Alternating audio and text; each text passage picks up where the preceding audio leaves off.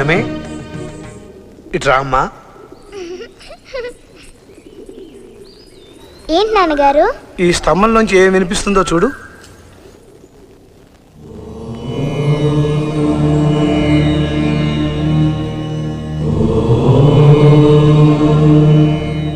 ఓంకారం వినిపిస్తుంది నాన్నగారు.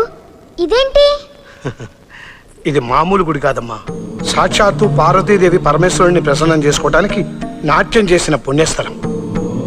ఇట్రా అమ్మా, జాగ్రత్త. ఇదిగో ఇక్కడే మీ అమ్మ నాట్యం చేసింది. మా అమ్మ, వాళ్ళమ్మ, వాళ్ళమ్మమ్మ, ఇలా మన పూర్వీకులందరూ 450 సంవత్సరాలు ఈ మండపంలోనే నాట్య నివేదన చేశారు. 450 సంవత్సరాలే?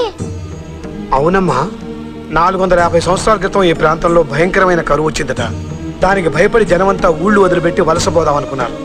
అప్పుడు ఆడది గడప దాటని మన వంశంలోంచి ఒక మహాతల్లి గడప దాటి వచ్చి పూజా మందిరానికి మాత్రమే పరిమితమైన మన నాట్యకళని పురజనుల మధ్యకు తెచ్చి ఈ మండపంలోనే నిలబడి ఆ పార్వతీదేవిని ఆవాహన చేసుకుని 7 రాత్రుళ్ళు 7 పగళ్ళు ఏకధాటిగా నాట్యం చేసింది.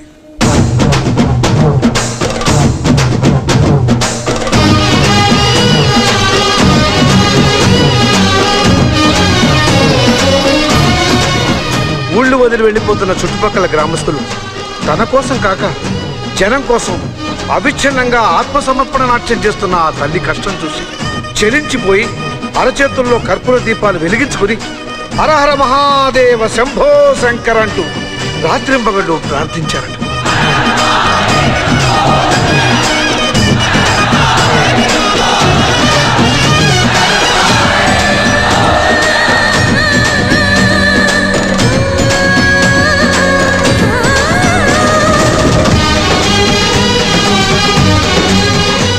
అలా ఆవిడ నాట్యం చేసి చేసి ఈ మండపంలోనే కన్ను మూసింది. ఆవిడ త్యాగానికి శివుడి గుండె కరిగి శిరస్సు మీద ఉన్న గంగ వర్షమై పొంగి బీడు భూముల్ని పంట భూముల్ని చేసింది. హోరుమని వర్షం కురుస్తున్నా ఆ తల్లి వెలిగించిన హారతి మాత్రం చెక్కు చెదరకుండా వెలుగుతూనే ఉంది.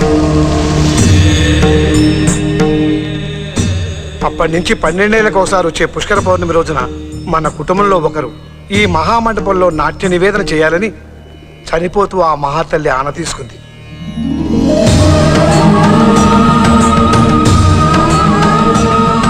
అదే ఆనవాయితీ అయింది. ఈ మహామండపంలో నాట్యం చేసే హక్కు మన వంశానికి మాత్రమే దక్కిన వరం తల్లి.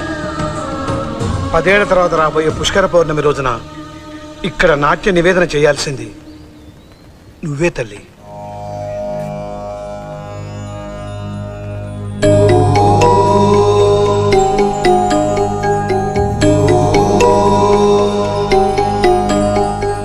భవ్యమైన ఆత్మభావం, రమ్యమైన జీవరాగం, నవ్యమైన నిత్యతాళం, నిఖిల జగతి మూలం.